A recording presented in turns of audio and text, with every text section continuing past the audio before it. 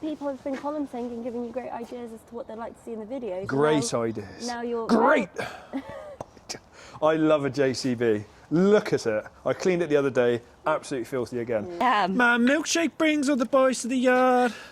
But then, like, furt spinning it, you're gonna have to like use the one. Anyway, we won't go into that. We're gonna go feeding. Good morning, everybody. Good morning. What's this week, Johnny? This week it is Christmas. Nice. What's your favourite part about Christmas? My favourite part about Christmas is the food. And obviously the kids opening up the presents as well. So I need to do another intro. So welcome back to Between the Furrows. This one's going to be a feeding video because some people have wanted to see a feeding video. So Evie's going to come with me, although our cattle are at a different farm. And we're just going to walk you through how we do that. And also show you where our parlour used to be, because we used to have a milking parlour, didn't we? 2001, foot and mouth. So this is our JCB, which everybody has already seen. And actually I noticed in the video of the shed talk, where we explained all the machinery, we didn't include this. We didn't include your JCB, which is your favourite machine in the whole wide world. I love a JCB. Look at it. I cleaned it the other day. Absolutely filthy again. But I love it. Come on in. Some of the video we took yesterday didn't get out, didn't record. So I'm just back to explain more about the feed side of things. And then I'll continue on the video and I'll just chip this bit in there. So these guys are just on grass silage and they have about 3 kilos a head a day of crushed barley or rolled barley. And when they get up to sort of 20 months, 18, 20 months nearing finishing, then we'll give them some sort of 33, 34% protein pellets just to push them on a bit. I'll add back into the video now where me and Evie were, and I'll show you a bit of crushed barley as well. So this is the barley I was talking about. So it's farm saved barley, so we grow this and we roll it through a mill and it just crushes it. Because if you don't crush it, the grain, there was actually a whole grain there. I'll be talking to my contractor about that, Jackie. That will just go straight through them, so we crush it so they can get to the good stuff. Their stomachs can use the good stuff. We've introduced rock salt.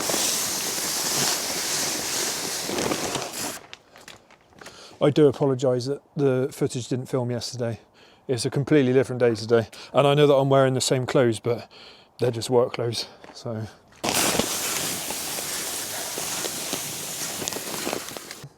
And we've also introduced, if you show the viewers down there, salt licks.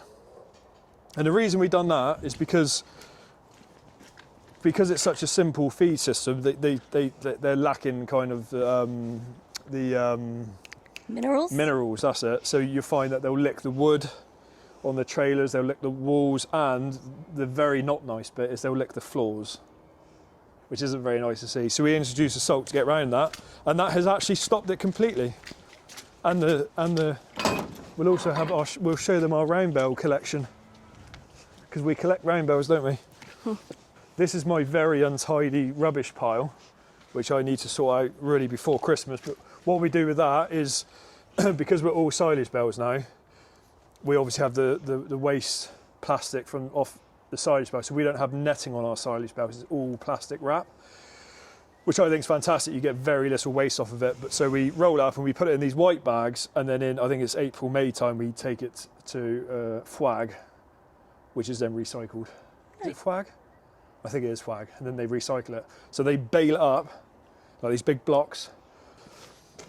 This is in many shorts I've put up, and also one of the other videos. There's a bit of rust coming there. Ideal.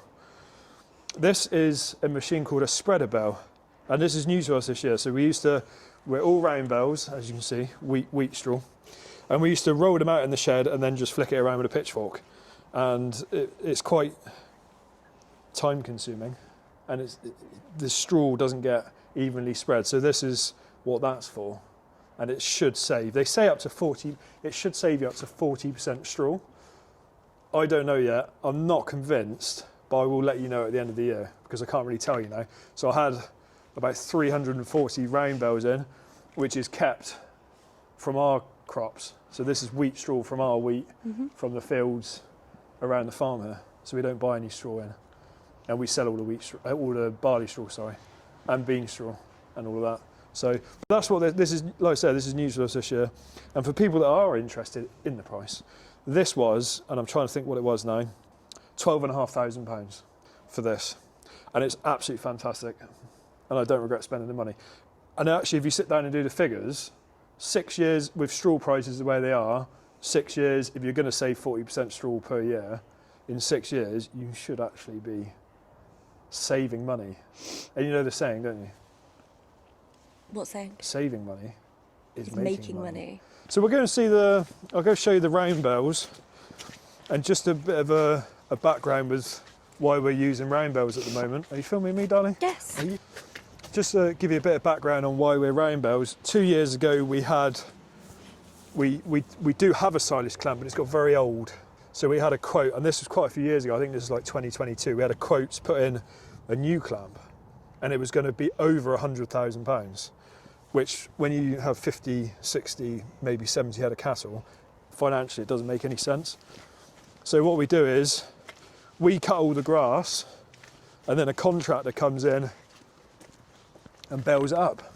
And this is one of our stacks of bales. So they're on, because they're quite young up here, they're having a bale a day at the moment. If you have more, obviously they eat more. Older, they eat more. So I do have enough. Grass was really bad this year, wasn't it? Yeah. There was like no grass around. But we do have enough grass for this year, luckily. So if anybody needs any grass, give me a call. I'm joking. It's mine. All mine. Right, so I'm going to pull this tray out. They got a little bit left over, but they'll pick it out. Oh, you filming my bum there? I am. My milkshake brings all the boys to the yard. It was nice. What, am I singing? Let me show you what I mean about that. There's no netting. So I'm not sure how long this has been about actually. Somebody might be able to tell us in the comments. But this is new to us with the wrap. So you can see on here, on these straw bales, there's a netting. What we used to have was bales so imagine that's a grass bale without netting on, and then it was wrapped in plastic. But what we find is, it depends how you store them, depends what your grass is like, whatever. But we found generally you get a lot more waste on this bit here. And I'll show you this. I'll try and cut it open. So this has been wrapped, but I'll show you. I don't usually do it like this. I just cut the bottle open. That is that. So that's one layer of wrap.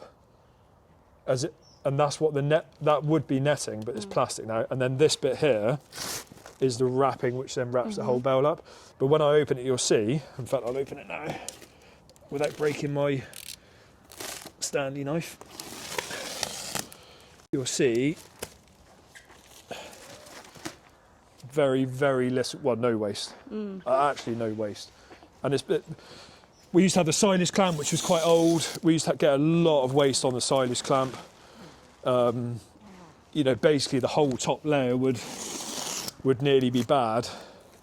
And then you've got to get across the face of the silage clamp to keep it fresh. Well, when you've only got 50, it's really hard to go from left to right of the silage clamp without the other side going mouldy before you get back there. Whereas if you don't need a bale, it just stays wrapped up. So I apologise for my plastic wrap pile, but we do bag it up generally. But you see see this bit here? Now there's been a hole in the silage. You can see the hole there, look. Can you see it? Let's pick it up. See that hole? Yeah. Just there? And that's what happens. The air gets in there, then it goes mouldy, but it won't be very deep. See? But this white bit here with the netting, that would be most of, not on all of them, but we definitely find the plastic is there's certainly less waste on the plastic, and I don't think there's much money between the two. It's also one less process. Well, actually, yeah, it is, because so we used to have it baled with a wrap, and then we go in behind and wrap it. So the contractor which does this picks up the grass, bales it, it puts that wrap on, and then it chucks it out onto the back, and then wraps it, chucks it out, it's done. So it is quicker, but there's definitely less waste off of them, which is really good. Less waste off the clamp, less waste in the netted bales, and that's why we didn't put a clamp up. I know you can say it's an added asset, but if all goes south tomorrow, we can just sell all the bales, and I don't have a shed just sat there, kind of thing. So, right, I'm going to put this bale in there, and then I'm going to scrape up.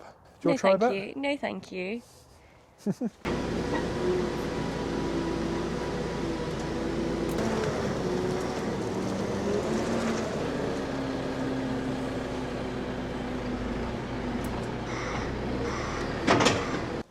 So obviously you guys used to be dairy, you've said that a few times now. We did, yeah. 2001 we gave up.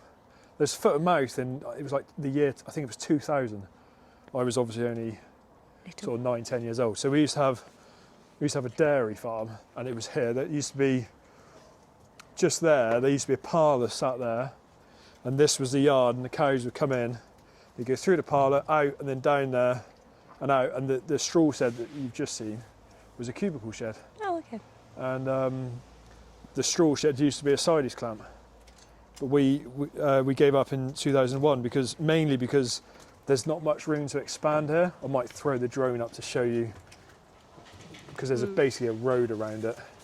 So yeah, we gave that up in 2001. And I'd just like to point this out because the Funky Farmer put up a video the other day. Quieten down, please. The Funky, excuse the noise.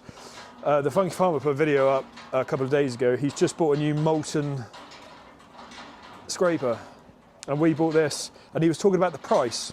He said that you used to be able to get them for £595 and they're now £900, and he's completely right. We bought this in 2021, and I think it was about £695 for that. So how much that is right. But it is a very good scraper. He pointed out though, which I never thought about, this is galved, but in here it's not galved, it's painted. And he's worried about this part rusting out. And actually, if you look at it, he is right. It does, I mean, it's hard to tell because it's covered in muck, but he is right. If you look, you see the rust? Yeah. So I never thought about that until I watched this video. But he's completely right. The whole thing really should be galvanised, because that is the bit which sits in the bad stuff all the time. Not necessarily, I know the frame does get dirty, but not as dirty as that. So yeah, interesting that he pointed that out actually. Yeah. There's about 54 animals here. It's mainly Angus at the moment, followed and also Belgian Blues, but we do buy Herefords. We try to buy, and other breeds as well, we try to buy stuff without horns, because it's just me and Dad working there. And we don't like because there's only one of us here at any one time. If you get shanked up by a horn, it's not that enjoyable really. So so we try and buy stuff. You do get the odd one slip through, but generally we don't have any horns. So they're all quite young at the moment, but they're growing very well. Any other questions there? How many did you used to milk? Oh, that is a very good question. I think, and you have to forgive me if I get this wrong because I was only a wee lad at the time, but we used to milk around, I want to say 70. And actually back then it was quite a big dairy farm. That's a good size. Yeah, it was a good sized dairy farm, but we just couldn't expand. Like I said, I'll chuck the drone up so we can see, but couldn't expand where we're to. And the milk at the time was 12p a litre. And what is it now? It's like in the 30s, isn't it? Yeah, they've just, do you know what, I can't tell you how much the milk is at the moment. You had to rely on a dairy farmer to tell you that. But I know it's just come down again. Okay. It's still not enough. I do feel for all farmers, but for the dairy boys as well, especially with the grass season we've had. It's a difficult one. Very happy. We try and keep them, the one thing we try and do is keep them clean, happy, and just generally well looked after. And they, like I said, they do quite well. So, and we've been doing this. So we gave the dairy up in 2001, and this has been going since then. Since 2001, we've been doing this. So yeah, very good. Just the last bit about the beef. So we buy them from our local market, which is Sedgemoor Market at Junction 24. Like I said, around 9 months, 10 months, 12 months, whatever. And then we finish them up to 24 months and we take them back to Junction 24 Market, where they get sold to local butchers and people like that. So that's what we do with our beef. So, and thank you to Evie. She is a sweetheart and she's very tired at the moment, so nice of her to come out and get some fresh air and help us out. So that is the feeding. Quite easy, really. Oh, that's a big yawn. Are you tired? Are you going to go and have a lie down now? No, too much to do. Too much to do. If any viewers have any questions, please feel free to ask. We're here to answer them, aren't we? We are indeed. As best we can. I mean, I don't know everything. I don't know absolutely everything about agriculture. We're always learning, aren't we? Indeed. Much more to come. Very busy, especially with Christmas coming up. Absolutely. Yeah. And llama. Did we mention llama earlier? We haven't mentioned llama yet today. Have we not mentioned llama? Not with me here. I think we did mention llama. Not with me here. Well, we haven't mentioned llama. We're thinking about going up, aren't we? We are. But we'll have to take the baby. It's okay. He comes everywhere else with us. Yeah. Oh. He's wriggling. Oh. Right. Thank you, darling. Bye. I love you. You can turn your mic off, Edith.